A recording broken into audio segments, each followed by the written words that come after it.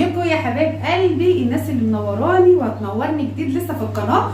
بتشرف بيكم وبتنوروا قناتي المتواضعه. ربنا يخليكم ليا. يلا بقى اعملي لايك وتعالي بسرعه. وصفه جميله جدا، بصوا حاجه كده قمر عظمه كده مع نفسها. تتبيله بقى للفراخ مع شويه بطاطس كده. كان عندنا معلقتين لحمه مفرومه، عصاج لحمه في الفريزر، عملنا جنبيها ومن البطاطس دي مع شويه رز بقى بشعريه، اي شويه رز. بصي بقى تاكلي الجمال ده وتاكلي احلى تتبيله فراخ. شايفين القمر دي؟ والله العظيم 3 حاجه كده تجوع. ريحتها بصوا جوعتني. بصي ما تعرفيش ان هي مشويه ولا تتبيل. بصي انا هقول لك بقى هنعملها النهارده مع بعض. بصوا الجمال، جمال كده. والله العظيم 3 يا جماعه. الفراخ دايبه ومستويه والبطاطس. تعالوا نشوفها مع بعض. بسم الله ما شاء الله. شايفين الفراخ بتاعتنا؟ بصوا يعني حاجه كده والله العظيم. بصوا اهي دوبان كده ما شاء الله. شايفين البطاطس بتاعتنا؟ بصوا عارفين تستوت على ايه يا جماعه؟ بصوا بس اهي، ولا حطت لها صلصه ولا شوربه ولا اي حاجه. شايفين؟ بصوا دايبه باللحمه اللي فيها طعم. يعني انا حطيتها مع صينيه الفراخ دي، شربت من التتبيله بتاعت الفراخ واستوت تماما وبقت ما شاء الله عليها زي ما انتم شايفين كده. لسه مخرجاها من الفرن. هتعملي بقى الوصفه دي وتدعي لي. بصي بقى شويه رز بشعريه او اي نوع رز بتحبيه مع الصينيه القمر دي. شايفين قمر يا ولاد؟ والله العظيم قمر. فيها كل حاجه، فراخ وبطاطس وكل حاجه. هتعملي بس شويه الرز وشويه سلطه جنبيها وشكرا. فراخ بقى بتتبيله بنكهه بطعم. تعالوا يلا ندخل على الفيديو.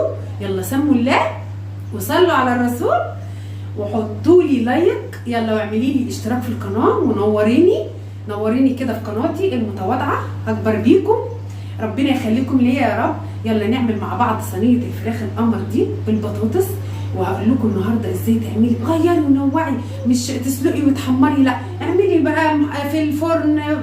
بلاش تعمليها مثلا ببطاطس تعمليها بتتبيله الشوك، لا دي تتبيله مختلفه تماما.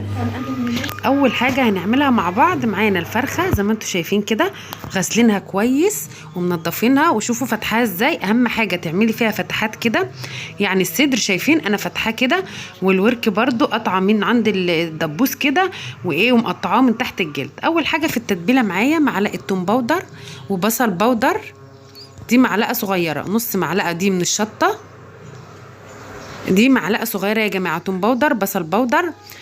بعد كده ملح وفلفل اسود، ومعايا كوبايه من الزبادي، ومعايا عصير ليمونه. دي عصير ليمونه واحده. يبقى حطينا معلقه توم باودر، بصل باودر، فلفل اسود والملح وعصير ليمونه وكوبايه من الزبادي. هنعمل النهارده الفراخ دي بتتبيله مميزه كده هتحبيها، ومن النهارده ولادك هيعشقوها. دي معلقه كبيره من الكركم، وكمان معلقه كبيره من الصلصه. دي معلقه كاري، دي معلقه من الكاري يا جماعه. دي معلقه كاري ومعلقه من الصلصه كبيره ومعلقه من الكاري كبيره، على معلقه صغيره توم باودر، بصل باودر، فلفل اسود وملح وعصره ليمونه وكمان علبه زبادي. هنقلب كل المكونات دي كده مع بعضيها، التتبيله دي كويس كده مع بعض. هتعملي النهارده فراخ بتتبيله مميزه ولادك هيحبوها. من النهارده مش هتعملي الفراخ غير بالطريقه دي. انا فاتحه شايفين الصدر زي الكتاب كده، شايفين؟ علشان التتبيله توصل للحم كله ويشرب من التتبيله وتاخد طعم والنكهه وبتستوي معايا وبتبقى طعمها مش عاوزه اقول لكم. برضو انا مفتحه الورك كده من تحت الجلد، بشيل الجلده كده زي ما انتم شايفين، وبحط التتبيله برضو بره وجوه على الفرخه كلها. تمسكي التتبيله بتاعتك كده تحشي بها الفرخه كلها. تمام كده، حشينا الفرخه بالتتبيله بتاعتنا زي ما انتم شايفين كده. انا كده بقى هسيب الفرخه كده في التتبيله حوالي ساعه ساعتين. سيبيها براحتك خالص لحد ما تشرب. كل ما تسيبها في التتبيله يكون احسن يعني. خلاص كده الفرخه بتاعتي بعد حوالي ساعه او ساعتين كانت شربت بقى من التتبيله كويس، وكنت هسويها. جبت بقى الصينيه بتاعتي، شايفين؟ حتى لونها ولون اللحم بتاعها شرب من التتبيله كده. خلاص هحطها في صينيه بقى عندك كده. وبعد كده ايه، انا ما بحطش عليها ولا بضيف ميه ولا بضيف اي حاجه يا جماعه عليها، هي بتستوي منها كده، بتنزل الصوص بتاعها والميه اللي فيها وبتستوي منها فيها. تمام. انا رصيت كده الفرخه بتاعتي اهي، ده بقيه التتبيله برضو هضيفها كده من فوق على الايه، على الفرخه. تمام كده نزلت التتبيله اهي. معايا بقى انا عندي كان عندي ايه، معلقتين كده من اللحمه المفرومه فايضين كده في جنب، فقمت جايه ايه، جايبه كام واحده من البطاطس قورتهم. هتشوفوا دلوقتي، شايفين الفرخه بتاعتنا ما شاء الله لونها الجميل بالتتبيله بتاعتنا الروعه دي. قورت البطاطس كده وايه، وقلت احشي البطاطس دي كده جنبيها علشان تتاكل برضو مع الرز كده. البطاطس بتاعتي يا جماعه انا قورتها واديتها تشويحه بس في الزيت كده، يعني قالت هيعتبر مقليه، واللحمه المفرومه بتاعتنا مستويه والبطاطس يعتبر مستويه. فاحنا مش هنزود الصينيه دي اي سوائل، لان هي الفراخ هتنزل الصوص بتاعها والبطاطس هتستوي على البخار بتاعها، لان كل حاجه مستويه. هتاكلي النهارده احلى صينيه فراخ بتتبيله مميزه، طعم بقى كده هتعتمدي عليه على طول، ودايما كده هتقولي انا هعمل الفراخ بالتتبيله دي.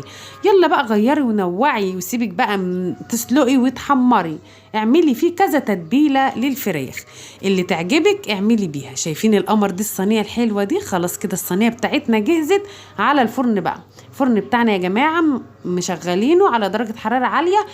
اي صينيه الفراخ اول ما بتغلي ولاقاها بتشكشك معايا بهدي عليها واسيبها حوالي بالظبط يا جماعه ساعه بالظبط. هقفل عليها بقى بالفويل كده كويس جدا، وبعد كده هدخلها الفرن على درجتها بقى الفرن كده، وبعد ساعه بالظبط هنخرجها مع بعض. والله العظيم حاجه كده عظمه من الاخر، هتقولوا عليها فعلا من الاخر. تعالوا ما نطلعها نخرجها يلا من الفرن. بصوا يعني حاجه كده والله العظيم. بصوا اهي دوبان كده ما شاء الله. شايفين البطاطس بتاعتنا؟ بصوا عارفين دي استوت على ايه يا جماعه؟ بصوا بس اهي، ولا حطت لها صلصه ولا شوربه ولا اي حاجه. شايفين؟ بصوا دايبه باللحمه اللي فيها. اعملي بس شويه الرز وشويه سلطه جنبيها وشكرا. فراخ بقى بتتبيله بنكهه بطعم.